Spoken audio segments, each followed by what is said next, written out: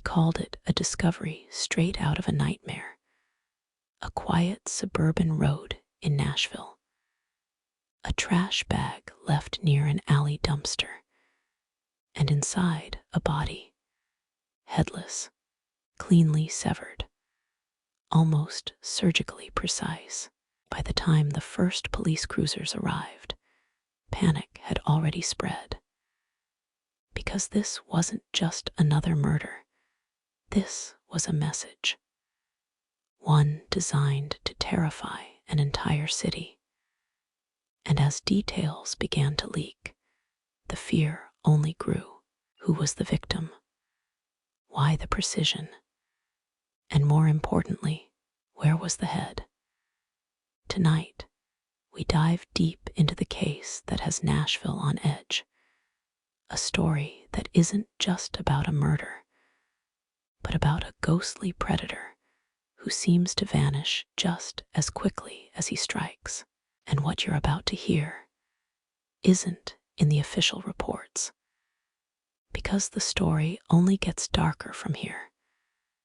And to understand how deep this darkness goes, we need to start at the very beginning. The morning the nightmare began.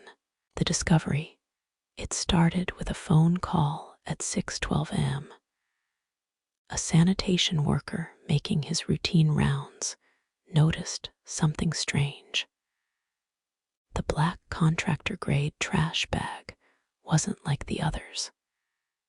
Too heavy, too tightly sealed. When he moved it, the bag leaked. Within minutes, Metro police were on scene. What they found inside was horrifying. A male body, stripped of any ID, fingerprints burned clean. But the most chilling detail, the head missing. Forensic specialists noted that the cut was surgical. No hesitation, no jagged edges. Whoever did this had experience. By mid-morning, the crime scene had drawn a small crowd, despite officers trying to keep the area clear. Nashville hadn't seen anything like this in decades. And yet, there was no blood at the scene. No drag marks. No struggle. This wasn't where the man had died. This was a drop site, and that's when the city realized they were dealing with someone who knew exactly what they were doing. And as investigators swarmed the site, the case would take its first sharp turn, straight into the shadows. The investigation begins. Lead detective Aaron Mitchell, a veteran of Nashville Metro for over 2 decades, said later, "It was the cleanest dump site I've ever seen. Whoever this is, they've planned this maybe more than once." From the start, investigators faced an uphill battle. The body showed no signs of bruising, no defensive wounds, and most unsettling, no blood pattern suggesting a struggle. Security, camera footage from nearby businesses turned up nothing. The victim hadn't been dropped off by car. No one saw anything. Then came the first breakthrough. A trace of industrial solvent on the victim's clothing, the type used in metal fabrication shops. That single clue widened the investigation to more than 200 potential locations across Nashville's industrial district. But every lead led to a dead end. Local residents began to panic. Social media filled with speculation, serial killer theories, cartel rumors, and whispers of underground networks. And then the killer struck again, and this time the message was impossible to ignore. Forensic revelations. When the second body was found, Forensic teams moved fast.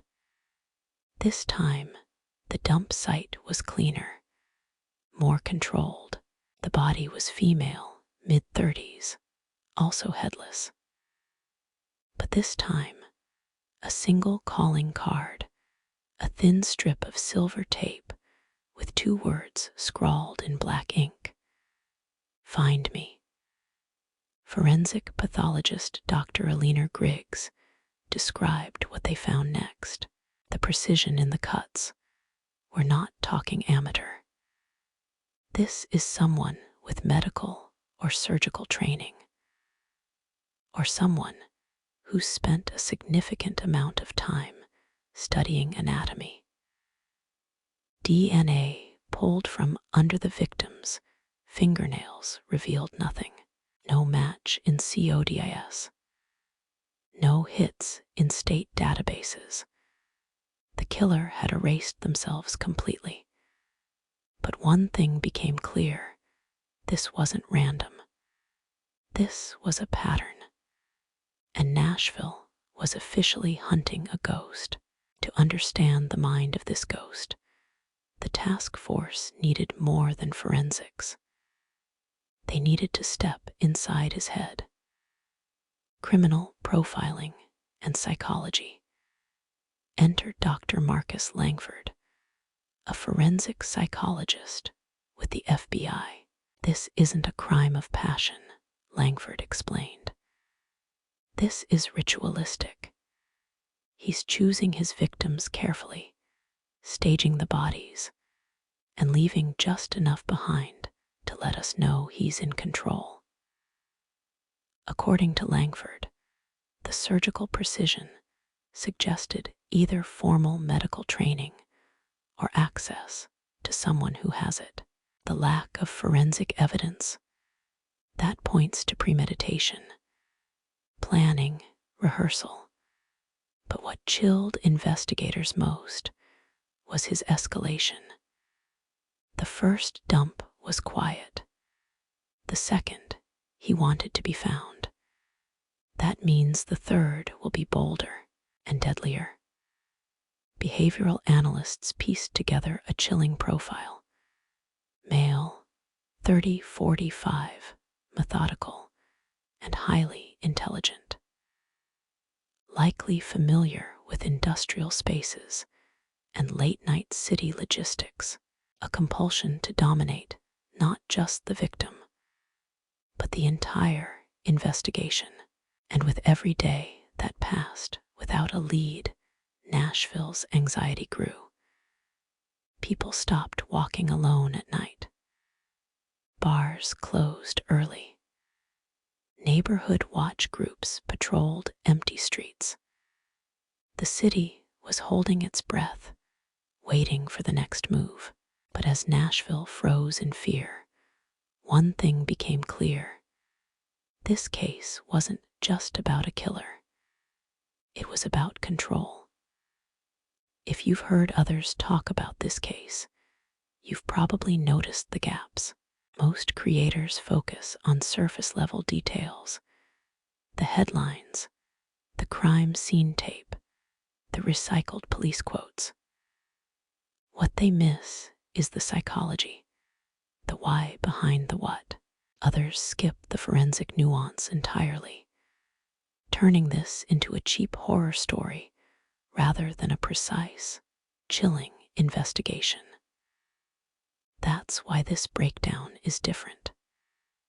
Every timeline, every forensic clue, every behavioral insight here is grounded in fact, analyzed to show not just what happened, but how and why it unfolded the way it did. Because to understand this case, you need to follow the threads others ignore. And trust me, the threads are darker than anyone realizes. And if you think you've heard it all, you haven't. Theories and public fear. By late August, theories exploded across social media. Some claimed it was a cartel cleanup crew, punishing traitors. Others whispered about underground medical rings, surgeons paid to disappear the unwanted. But the most terrifying theory, that this killer was local, a face in the crowd, someone who could be standing in line behind you at the grocery store. Anonymous tips flooded the police hotline, but none led anywhere, and with every passing day, the tension only deepened. Local news anchors struggled to keep their composure. Neighborhoods installed cameras. Parents stopped letting kids play outside, because this wasn't just crime. This was terror. And then the silence broke. Call to action. As September began, police received a chilling envelope. Inside was a flash drive. One single video file. No face, no voice, just a distorted message burned into the screen. You're too slow. And then an address. By the time detectives arrived, the site was empty. But on the concrete floor, written in thick red paint, 3. Because if you think this city has seen the worst of him, you're wrong. The real story hasn't even started.